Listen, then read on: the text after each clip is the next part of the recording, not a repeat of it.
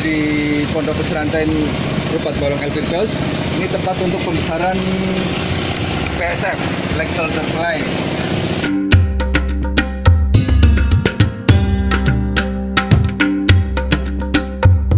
Telurnya ada di sela-sela sini. Nah, telurnya ada di sela-sela sini. Nanti kita ambil.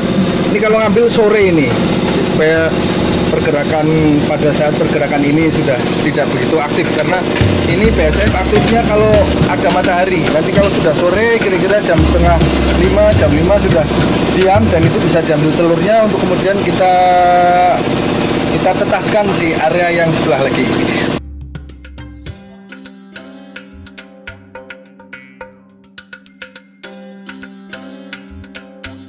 Ini adalah telur yang dari PSF itu. Telur yang dihasilkan kita masukkan ke media. Ini ada media dedek.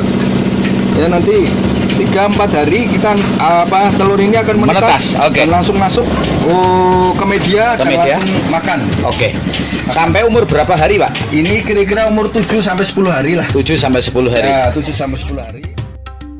Ini 7 hari ini. Oke. Ini 7 hari 12 hari ini ya. Oke. Ya, terus nanti sampai 28 hari. 28 hari itu sudah maggot dewasa, sudah siap untuk Dipanen. Oke.